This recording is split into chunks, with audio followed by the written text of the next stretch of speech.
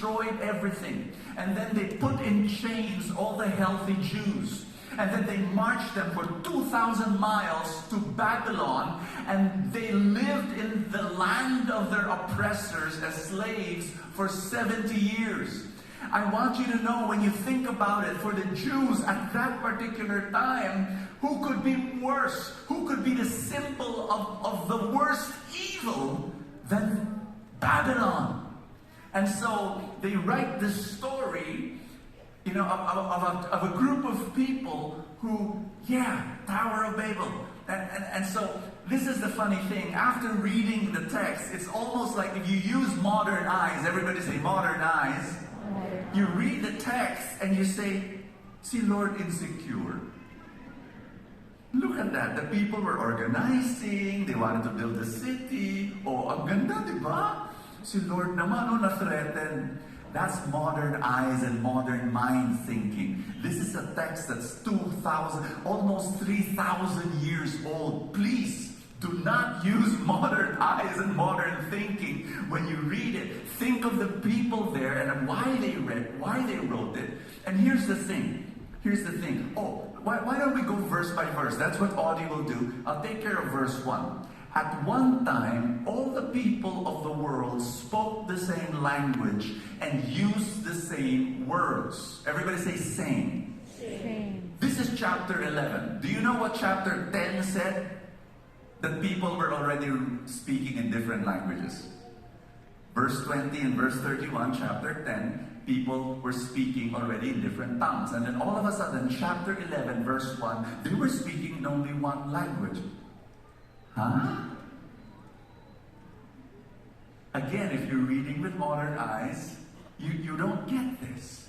But here's the thing. Do not read the Bible literally. I will probably say that in every talk for the whole part of Genesis. You cannot. I'll give you another basic example. Genesis 1 and Genesis 2. Do you know that those are two creation stories? Two. Not one, two creation stories in Genesis. And they're different.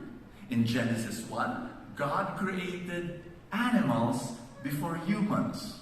In Genesis 2, God created humans first and then animals. Brother Bo, but may conflict?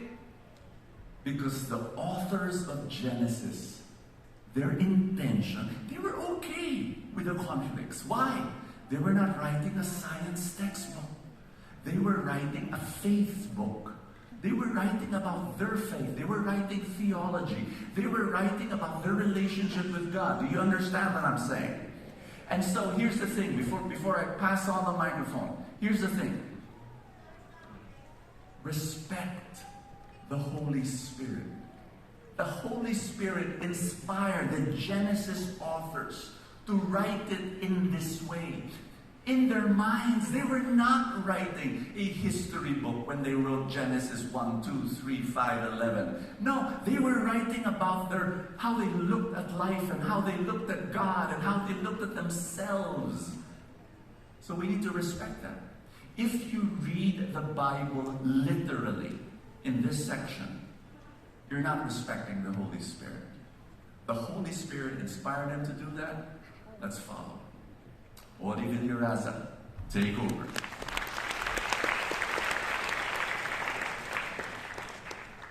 Everybody say, I'm blessed to be a blessing.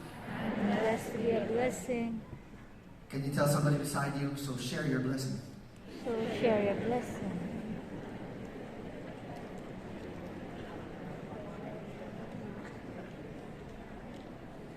Let's continue. Everybody say, thank you, Brother Bo. Thank you, Brother Bo. Amazing word. So we're going to continue with studying this passage in the book of Genesis. So what happened next? We know about the language and how God divided them. It says in verse 2, as the people migrated to the east, they found a plain in the land and settled there. And they began saying to each other, let's make bricks and harden them with fire, because in this region, bricks were used instead of stone, and tar was used for mortar. You know, this was ingenious of them during that time. Let me explain. To us, this looks a little bit primitive because, with our high-tech gadgets, our electronic cars, our 5G network, our Netflix, this is like caveman talk. But to them, using this technology enabled them two things. Number one, it solidified the tower that they were building. It was strong, it had good foundation. But the second thing is that it actually waterproofed the tower. Scientists believe that Noah used the same technique in building the ark. Waterproof the ark using big bricks and asphalt, joining them together. And even the mother of Moses, scientists believe that she used the same method to waterproof the basket that she floated Moses down in the river in. So they used that technology, to solidify the tower, but also at the same time to waterproof it. And when you read it, it's not explicitly said. But when you actually think about it, this is somehow an indication that the people of Babel did not trust God. Why? Remember what happened, the event before the Tower of Babel? God flooded the world.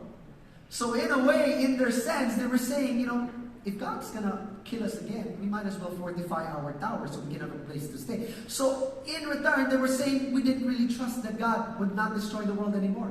God said, no longer will I destroy the world. But they didn't believe it. So they waterproofed the tower. That's one thing. But this was a huge leap in terms of advancement during their time. It was so high-tech, baking bricks and putting asphalt together. And you know what? In their advancement, and this usually still happens even up till today. I hope that you're listening to this. In their advancement, you know what happened? They became arrogant. They became stubborn. And that happens in life. Sometimes you advance in your life, and then you become arrogant. You become proud. You feel like everybody who is below you is not worth your time. You know anybody like that? They advanced in life, they became abundant, and all of a sudden they became proud. The people that they used to hang out with are no longer their friends because they feel that those people are beneath them. You know any people like that? Naalala ko yung storya. I hope that this is okay. I'm going to tell the story in Tagalog. If you're a foreigner, I apologize. Ask your neighbor to translate it for you, okay? Naalala ko yung storya ng isang, si Mang Pedro. Si Mang Pedro kasi, dati buhay niya simple lang. Hindi mo siya mayaman, pero hindi naman siya mahirap. Pero, alam mo, yumaman siya. Nagpursige siya, nagtanim siya ng mga pinya. And a beautiful, beautiful hacienda. So, naging farmer, tapos naging haciendero si Mang Pedro. Pero alam niyo, nagbago si Mang Pedro. Yumabang siya. In fact, isang araw, dumating yung kaibigan niya. Tagal na hindi nakikita itong kaibigan niya, si Juan. So si Juan, lakad sa kanya. Sabi, pare, dinig ko, yumaman ka daw, yaman mo